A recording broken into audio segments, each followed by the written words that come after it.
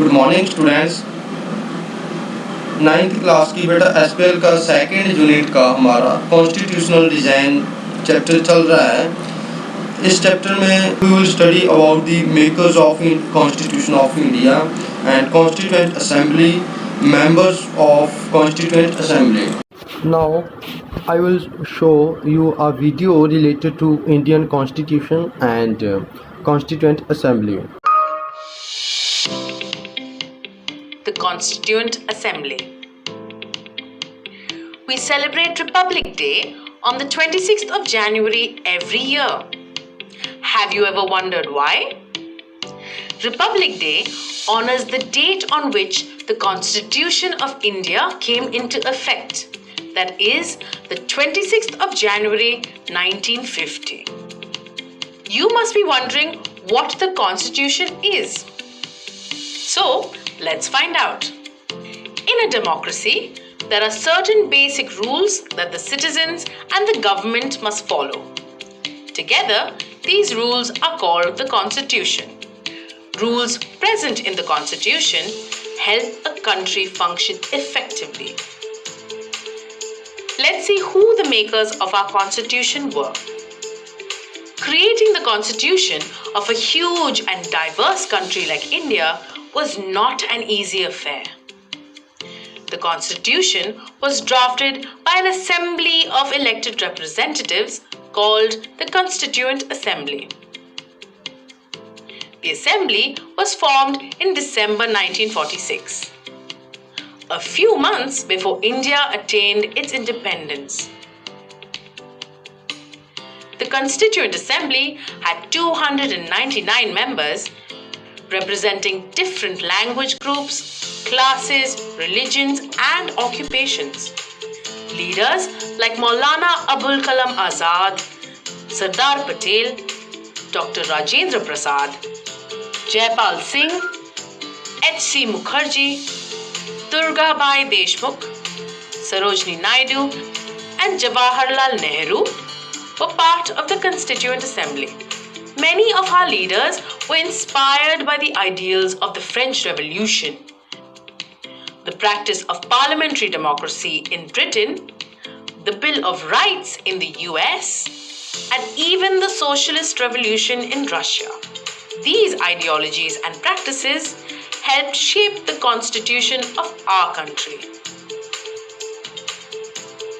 The Constituent Assembly worked in a systematic, open, and consensual manner. First, some basic principles were decided and agreed upon. Then, a drafting committee chaired by Dr. B.R. Ambedkar prepared a draft constitution for discussion.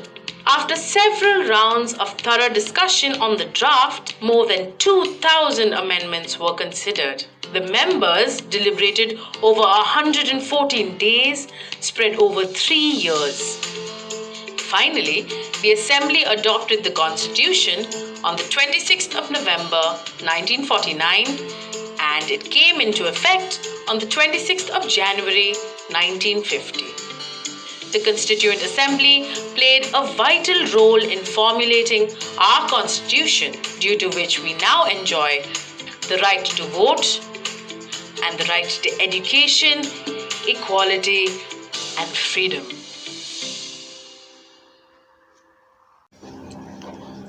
Okay students, please open your NCERT page number 24. Here we will study about the Constituent Assembly. First of all, who were the makers of the Indian Constitution? Will you find here very brief sketch of some of the leaders who played an important role in making the Constitution. So first of all, you should know about the Constituent Assembly. Constituent Assembly, the drafting of the document called Constitution was done by an assembly of elected representatives called Constituent Assembly. अब Constituent Assembly क्या है बेटा? एक committee जिसे हम बोल सकते हैं वो है इंडियन कॉन्स्टिट्यूशन। जो हमारा ड्राफ्टिंग डॉक्यूमेंट था, इंडियन कॉन्स्टिट्यूशन था, उसको डन किया था बेटा कॉन्स्टिट्यूएंट असेंबली ने। अब कॉन्स्टिट्यूएंट असेंबली क्या थी बेटा, एक मीटिंग थी जिसके लिए इलेक्शंस हुई थी प्रॉपर, एंड उसके बाद जो उसके मेंबर्स थे बेटा उन्होंने डिसाइड किया था इंडियन कॉन्स्टिट्यूशन को बनाने में। Elections to the Constituent Assembly were held in July, and then its first meeting was held in December 1946. Soon after, the country was divided into India and Pakistan. The Constituent Assembly was also divided into Constituent Assembly of India and that of Pakistan. तो क्या हुआ, जब constituent assembly हमारी बनती है जुलाई 1946 में, तो उसकी फ़र्स्ट मीटिंग होती है दिसंबर 1946 में। एंड आफ्टर दैट क्या होता है बेटा, हमारी जो कंट्री है ब्रिटिशर्स इंडिया है उसको बेटा 2 पार्ट्स में डिवाइड कर दिया जाता है, इंडिया और पाकिस्तान में। जब इंडिया और पाकिस्तान में हमारी कंट्री डिवाइड हो जाती है, एंड देन उसके बाद जो कॉन्स्टिट्यूएंट असेंबली बनी थी वो भी constituent assembly of India and constituent assembly of Pakistan में डिवाइड हो जाती है। तो आगे देखते हैं, the constituent assembly that road Indian constitution है 299 मेंबर्स। जो हमारी इंडियन कॉन्स्टिट्यूएंट असेंबली थी उसके मेंबर्स थे वो 299 थे।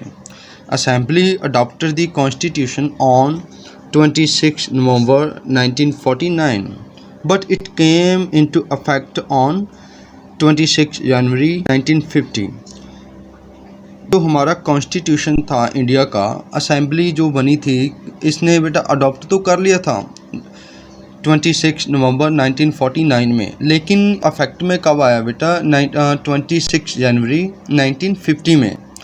तो to mark this day we celebrate January 26 as republic day every year.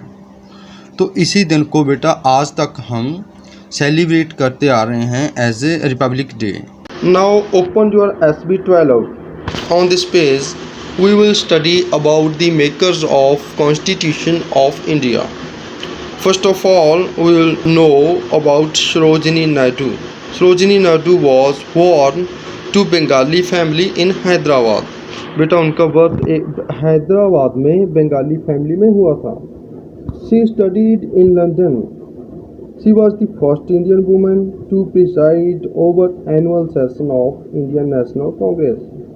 बेटा सरोजिनी नायडू हमारे फर्स्ट इंडियन वुमेन थे जिन्होंने प्रिसाइड किया था annual session of Indian National Congress का।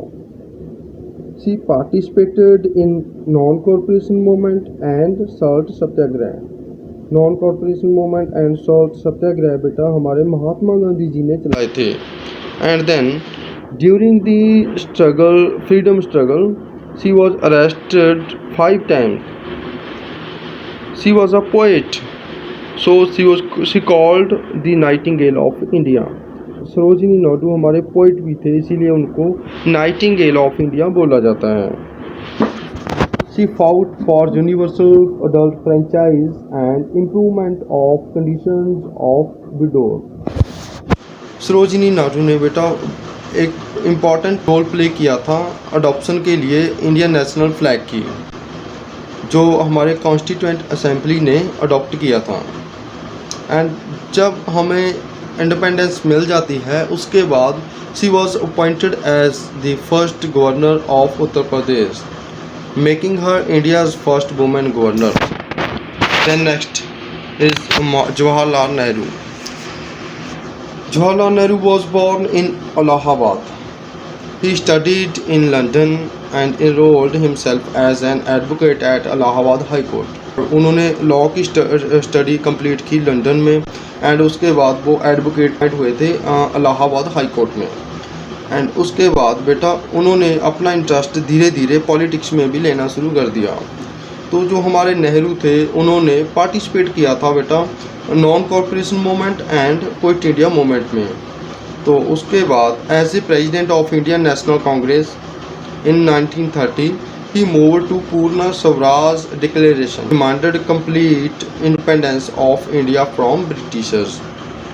बेटा इन्होंने ही पूर्ण स्वराज डिक्लेरेशन जो था हमारा उसकी डिमांड की थी। इन्होंने बेटा एक्टिवली पार्टिसिपेट किया था जितनी भी कॉन्स्टिट्यूएंट असेंबली की डिबेट्स हुई थी। जवाहरलाल नेहरू जी ने 18 ईयर प्राइम मिनिस्टर की सर्विस की थी एंड उसके बाद इनको आर्किटेक्ट ऑफ इंडिया भी बोला जाता है। सो इन्होंने बेटा बहुत इम्पोर्टेंट रोल प्ले किया था development of India after independence. तो नेक्स्ट देखते हैं हम मौलाना अब्दुल कलाम आज़ाद। मौलाना Abdul Kalam Azad was born in Makkah and relocated to Kolkata, now Kolkata. Azad ran a library, reading room and debate society before was developed. As a journalist उन्होंने criticise किया था British को because British थे जो हमारे वो इग्नोर कर रहे थे needs of common people of India. इसीलिए उन्होंने बेटा खिलाफत मूवमेंट में पार्टिसिपेट किया एंड नॉन कॉर्पोरेशन मूवमेंट में। तो he was the youngest president of Indian National Congress. He proposed the federal system of governance with limited power for central government. तो इसीलिए इन्होंने बेटा इम्पॉर्टेंट रोल प्ले किया था इंडिया का कॉन्स्टिट्यूशन बनाने में। जो जयपाल थे हमारे बेटा वो मुंडा विलेज जो छत्तीसगढ़ में आ जाता है वहाँ पे उनका बर्थ हुआ था। वो एक ब्रिलियंट स्टूडेंट थे। उनकी यही क्वालिटी बेटा उनके जो स्कूल प्रिंसिपल थे उन्होंने नोटिस की एंड उसके बाद उनको हायर स्टडी के लिए भेज दिया था बेटा। And then he granted in economics in 1928 he captained the Indian hockey team at Amsterdam Olympics। ये थे हमारे makers of constitution of India.